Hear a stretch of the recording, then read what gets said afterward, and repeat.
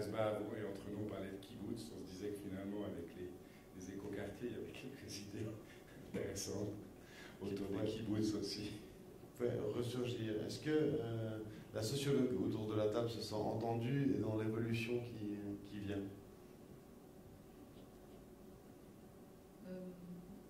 Oui, c'est pas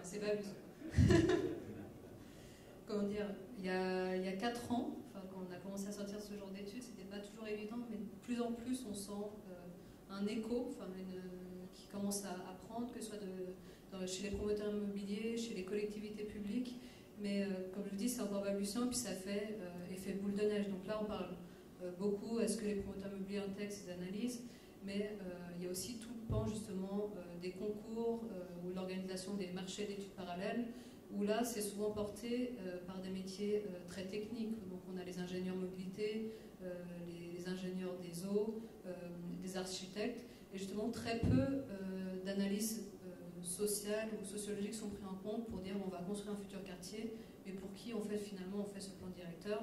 Ces questions-là sont peu posées. Donc je suis assez optimiste, je pense que ça va venir dans les années qui vont suivre, mais c'est encore balbutiant. Encore beaucoup de travail pour convaincre. Est-ce que vous avez encore quelques questions pour nos invités? Oui, monsieur, on va vous amener le micro. Quelques minutes qui nous restent. Voilà, Bertrand Bernard, je suis un citoyen lambda.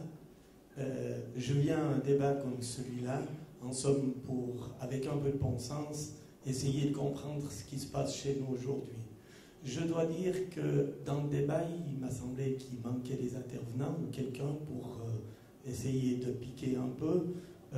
Je remercie Bernard Nicot pour mettre un peu d'humour, mais avec certaines vérités dans le débat, parce que finalement, il y a cette réelle différence entre le rêve et la réalité. Mais moi, j'ai pas mal d'inquiétudes. Je vois devant moi des promoteurs, force est de constater, d'abord par leur expérience, qu'ils ont tout d'abord tous beaucoup de bon sens. Personne ne vous a dit ici qu'ils voulaient tout faire tout seul. Ils pensent que c'est une équipe. Ils pensent qu'il faut générer des forces ensemble afin d'atteindre des résultats. Là où j'ai de l'inquiétude, il manque aujourd'hui sur ce plateau, c'est les politiques.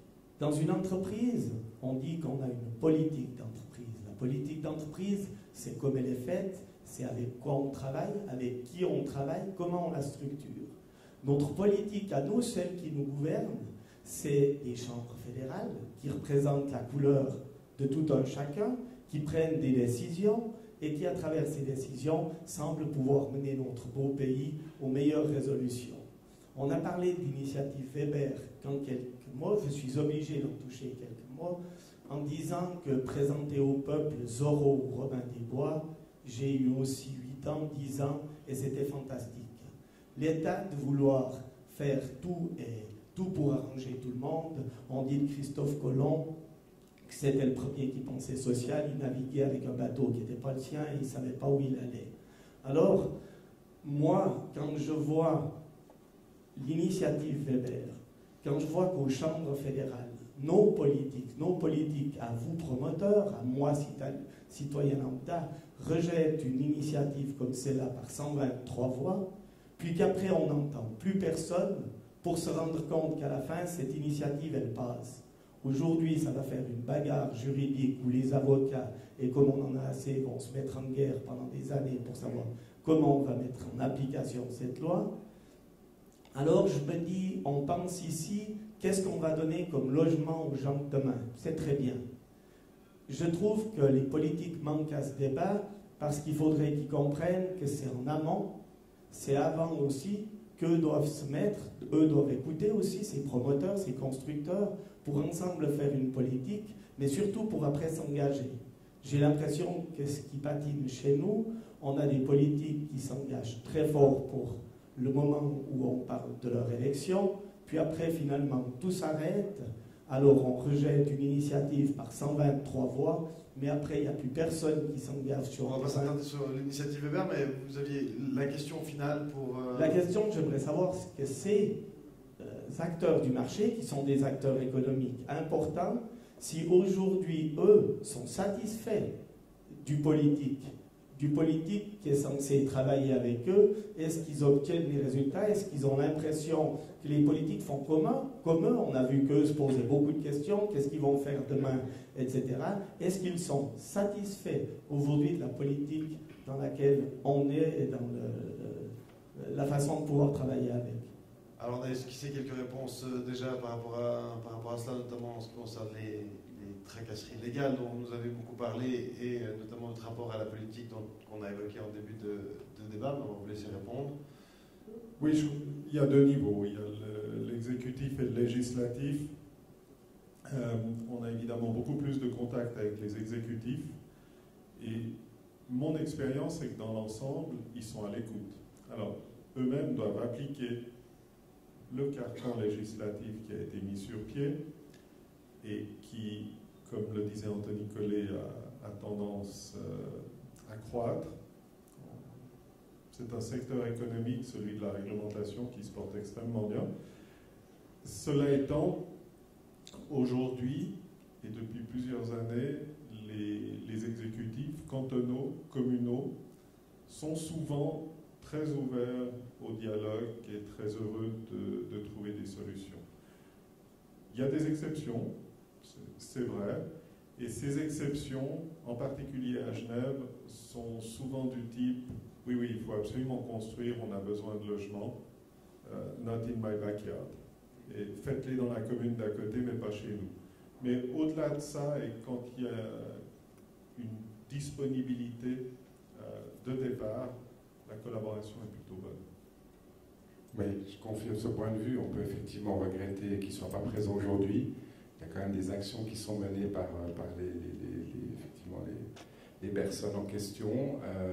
En même temps, on a quand même aujourd'hui peu de patrons d'entreprises qui s'engagent en politique, parce qu'on dit toujours que ça fait très mauvais ménage.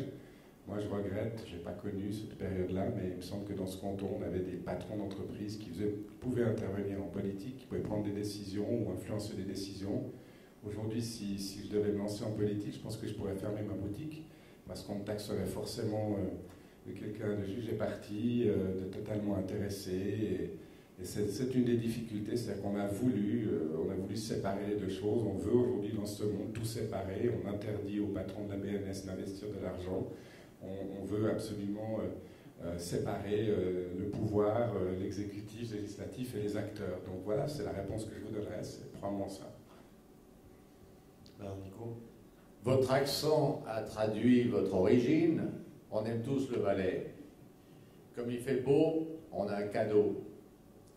Dans cette salle, où il y avait 3 fois plus de monde hier, le responsable, enfin l'un des responsables de l'Office fédéral du logement a dit, au sujet de l'initiative Weber, nous avons créé une task force, tant mieux, nous allons nous réunir après Pâques, nous commencerons à régler les problèmes, vous pourrez savoir début octobre si on a le droit de mettre à l'enquête ou pas en 2012. Donc les architectes vont pouvoir travailler depuis le 1er octobre avant le 24 décembre.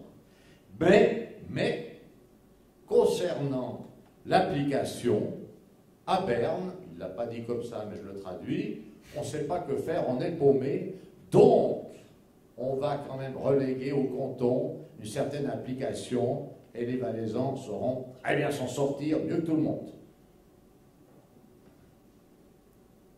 D'autres réactions par rapport à cette question? Est-ce que vous avez encore une autre question, réaction? Profitez encore de la présence de nos invités. Si tel n'est pas le cas, je vais évidemment les remercier chaleureusement. Merci beaucoup à vous, messieurs, dames, d'avoir répondu à ces questions et débattu de cette question de l'opposition entre la raison collective et les choix individuels.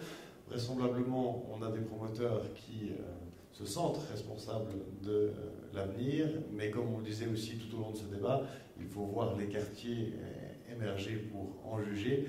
On jugera donc de votre travail, évidemment, et de tout cela dans les années à venir. Merci beaucoup pour cette participation à ce débat. Merci à vous de nous avoir suivis pour ce débat.